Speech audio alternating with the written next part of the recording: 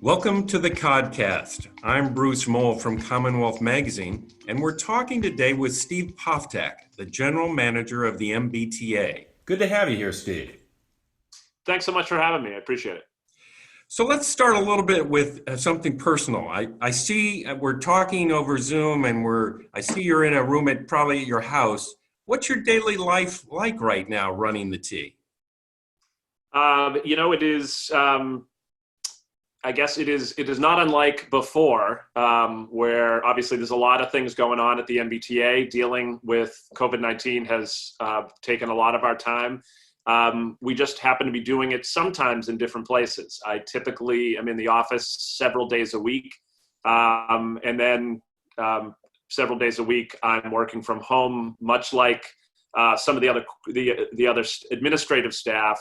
However, I think it's important to acknowledge that all of our frontline employees are out there every day. They don't have the opportunity to work from home, and we are obviously grateful for the work that they are doing right now. Do you, when you go into the office, are you writing the T? Are you seeing it personally these days? I have been on the system from time to time. I think it varies depending on what kind of where I need to be and when. So there are times when I will drive as well.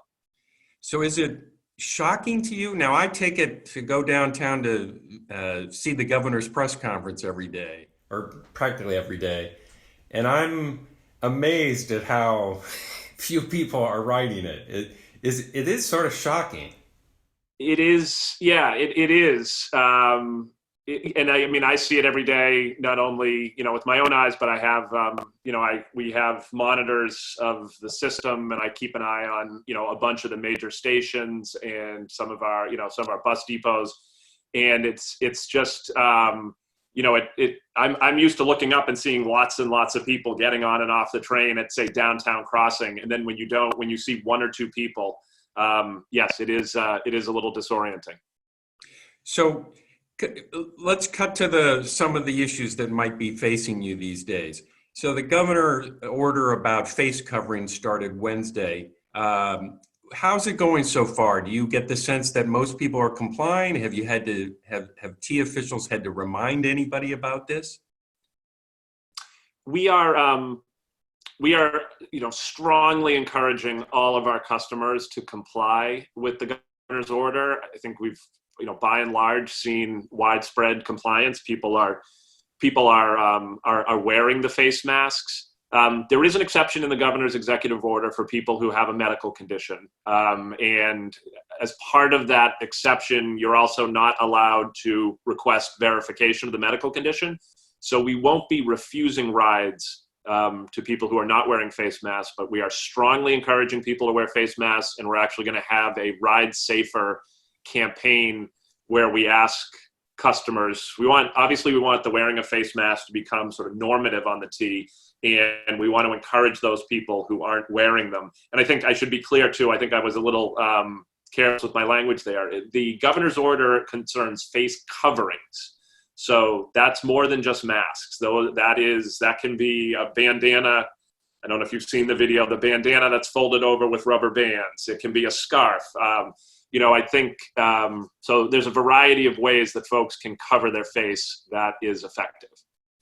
So at your recent MBTA Fiscal Management and Control Board meeting, there was a lot of discussion about the budget, which was followed up later this week. UN Transportation Secretary Stephanie Pollack had a meeting with the Greater Boston Chamber of Commerce, and you were talking about how the T will slowly reopen as the economy reopens. And I think you guys coined the clever term, a Goldilocks approach, trying to get not too many people riding, so you want to have some capacity on the T, but you don't want to add a lot of service until it's necessary. So it's going to be a balancing act. And if I understood you correctly, that's going to last probably through the summer, and maybe quite a bit of the fall. This process will go on. Is that a fair summation of what you're looking ahead to? Yes, we're looking ahead to kind of tracking ridership trends. I mean, I think if you look at some of the polling data that's out there, it suggests that folks are not going to return that quickly. I also think, one of the other variables here is what the governor's plan will be on the 18th. I think it will be a gradual phased in plan. So, our expectation is not that there will be a step change in ridership on May 19th, rather that it will come back. I think the way ridership went away gives us some clues as to how it will come back. I think we're likely to see more ridership on bus and, for instance, the Blue Line than we are on commuter rail. At least, at least in the early months of this. It's something we're going to track. We have budgeted in FY21 to provide a full level of service. So, we're doing as much as we can to make sure that we have as much supply as we can deliver. And I think we're looking for guidance from the employer community and also the Reopening Commission as to what is some of the thinking around, we can control somewhat the amount of the supply. We're also looking to see what other actors are going to do in terms of demand. And I think telework is a big piece of that, right? I think we've all look at these boxes on the screen talking to each other right now. We've all, we've all grown, at least not everyone, but, many people have grown more comfortable with telework in these months. So, but you also have a challenge. There's a lot of fear that, given what you just pointed out about people's reluctance to ride the T, perhaps, that they'll get in their car and drive downtown. I've already seen on the roads the last 4 or 5 days an increase in traffic. So it seems to me one of your goals is to not let everybody start. You don't want to encourage everybody to drive at the same time, and that's one of the reasons you want to see people work from home. But how are you going to be trying to entice people onto the T, or are you going to be sort of passive about it? I think we're going to, entice is the wrong word. I think, we are going to try to message to folks that the T has a very extensive decontamination and cleaning set of protocols. I think we're amongst the best in the country in terms of how often we're cleaning our stations, our facilities, and our vehicles. So that we're doing, I think we're doing a good job of that. I think, there is going to be a further conversation about how phased this reopening is going to be. And we're obviously a participant in that conversation, but I would say we're not the driver of it. Okay. So let's say you mentioned bus is going to be one area that may see more recovery quickly than other areas, or it already has retained a lot of its ridership, a lot being 20% of its ridership. How's this going to work? In your presentation to the Greater Boston Chamber of Commerce the other day, there was a reference to maybe limiting 20 passengers per bus. Now that's a bus, you didn't really say, it's typically, you said 53, but that's a 40-foot bus? It's sort of the standard size bus? Yep, 40-foot bus. So how does that work? So I'm a bus driver, I start out my route and I have 10 people on at the beginning, and I get 12, I get 16, I get 18, I get 20, and then I'm still only halfway through my route and there's people waiting. Do I just drive on by? What do I do then if I'm your bus driver? Yeah, I think that's something we're still in the process of addressing, because I think there's a difference between sort of passive and active. And I think there's also, I think we use that as kind of a conversation point.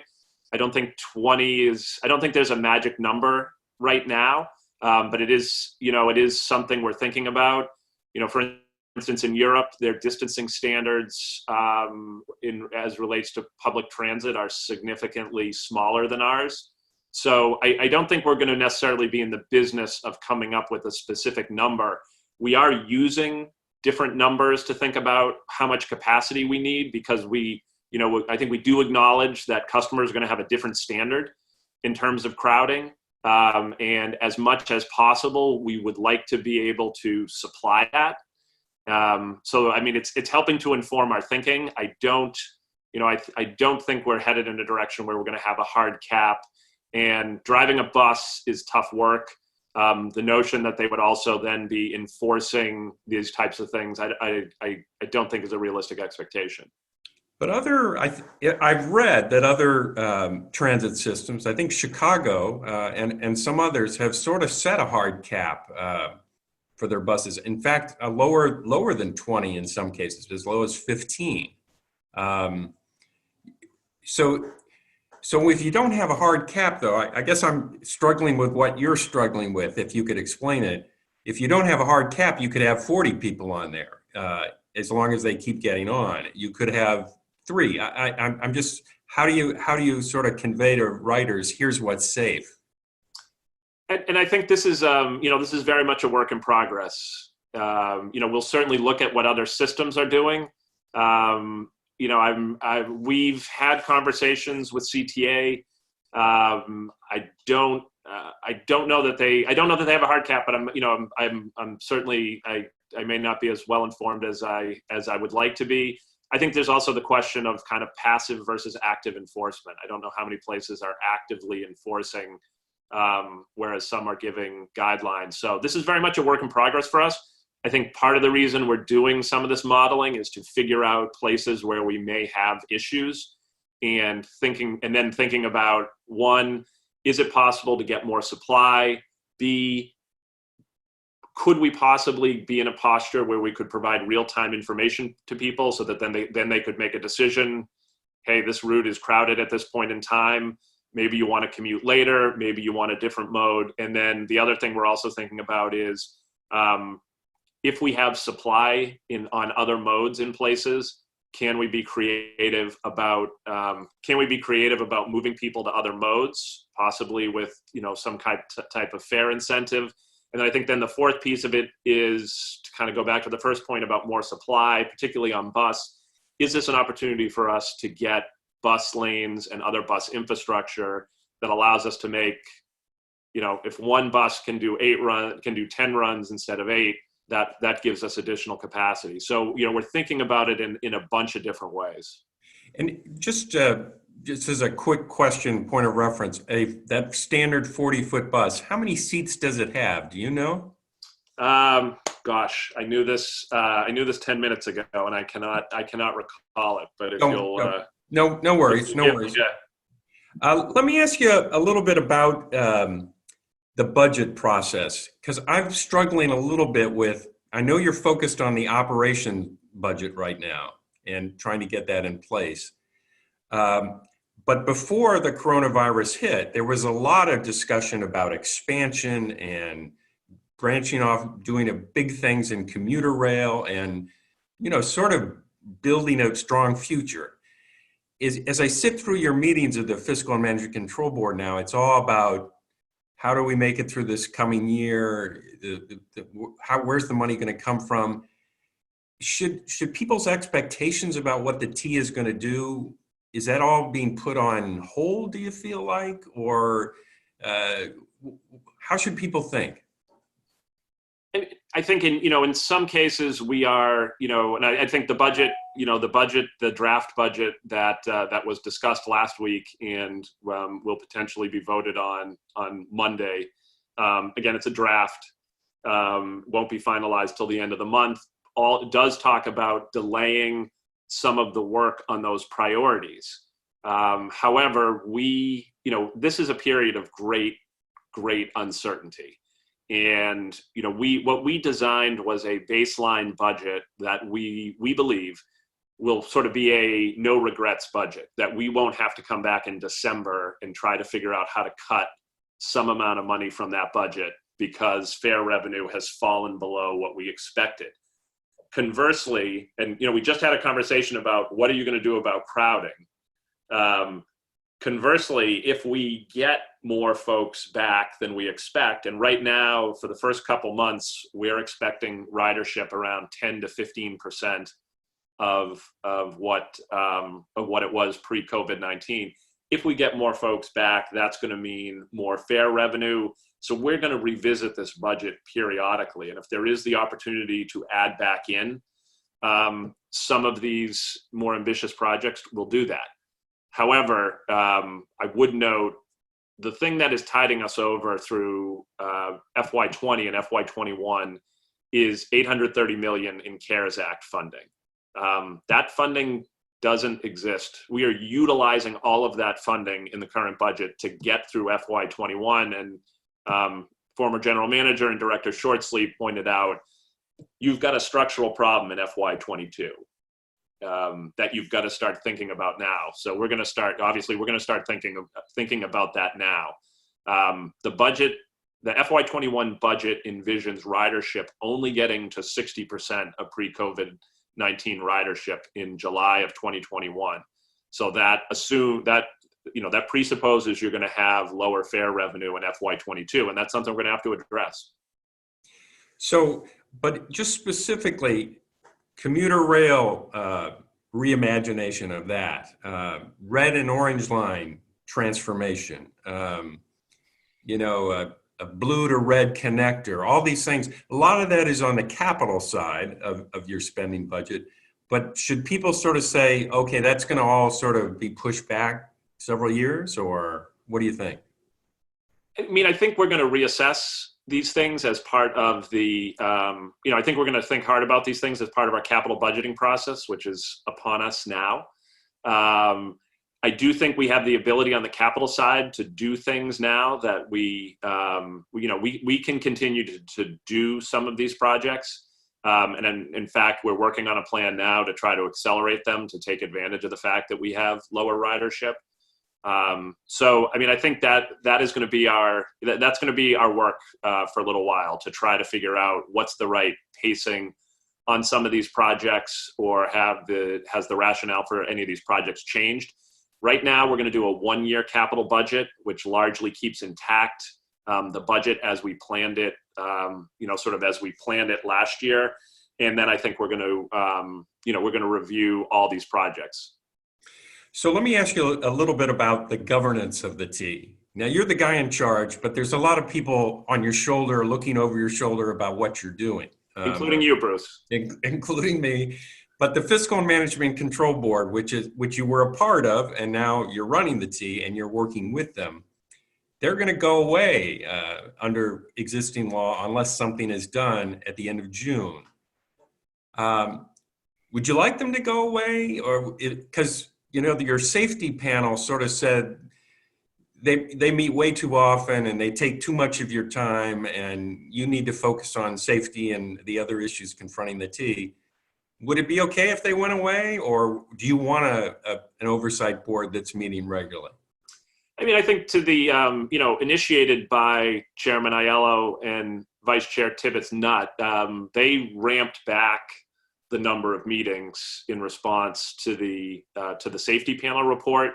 And in fact, with some chagrin, I admit that it has been a staff-initiated process to put additional meetings on the calendar, at least for this month, because we've essentially had to redo the budget process again, and we've got a very tight implementation timeline. So I guess we're the ones putting meetings back at least this month on the staff side. Obviously, I think there is a consensus that the T needs governance and oversight, and that it should be a board. It should be a standalone board. The governor has put forward a proposal for a 7-member board that includes, again, this is a part of the safety panel, that includes a representative who has strong safety experience. So I think that could be a potential successor.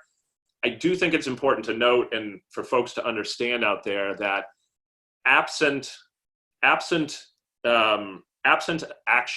on the part of the legislature, what will happen is that it will revert to the governance of the T will revert to the MassDOT board. So, and I don't think, although the language was well intentioned, my sense is that there's a general consensus out there that the T needs, just given the size and complexity and density of some of these problems, that it does need independent oversight. I can speak from very brief experience. In May of 2015, I was a member of the MassDOT board before the FMCB was created, and dealing with MBTA issues in the context of everything else that MassDOT has to do, you just can't give it the amount of time it needs. So that's a long way of saying that you think there's a value to it. I guess what I'm sort of wondering, let me ask it this way. You have 5 people on the board now who are very familiar with what you do and very supportive of what you're doing in a way. Are you prepared, even if some legislation passes, for 5 newbies to come on and try and bring them along during a period of crisis like this? Or do you think we should try and extend the board for a period of time? I think I'm going to stay silent kind of on what form it could take. We are preparing to orient whomever is governing the T on July 1st.